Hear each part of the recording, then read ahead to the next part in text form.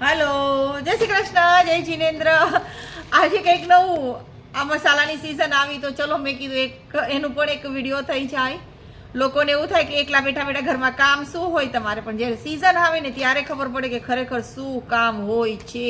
ઘઉંની season, મસાલાની season, અથાણાની season, તેલ ભરાવાની season, plus આ બધું સમેટીને ઠેકાણે પાડવાનું, ઘઉંને ગોઠવવાના, તેલ લગાડવાનું, મસાલા બધા છૂટા પાડવાના, મસાલાને બધું પેક કરવાનું, આખા વરસ સુધી સાચવી કેમ રાખવું એ પણ આપણે ધ્યાન રાખવાનું. ત્યારે આટલું બધું આપણાથી કામ થાય.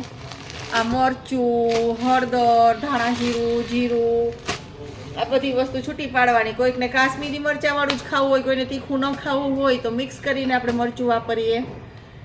આ બધું ઈ કામ કરીએ ને ત્યારે માંડ આપણી એક થાળી તૈયાર થાય, એક રસોડું તૈયાર થાય.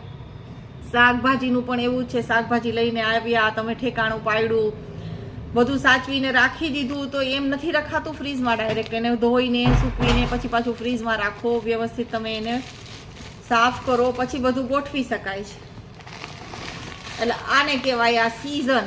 આ અમારી સિઝન છે. લોકોને કેવી સિઝન હોય? કમાવાની સિઝન હોય, બિઝનેસની સિઝન હોય, મેરેજની સિઝન હોય, કેટલી બધી સિઝનો આવતી હોય છે. આ તો બધું કોમન છે, સમર, વિન્ટર ને મોન્સૂન ને બધું. પણ આ પણ એક સિઝન જ છે. અમારી સિઝન એટલે કઈ તો કે બસ એપ્રિલ મહિનો આવ્યો એટલે અમારો આખો મહિનો એ સિઝનમાં જાય, બધી વસ્તુ સાફ સફાઈ કરીને ઠેકાણે પાડવામાં.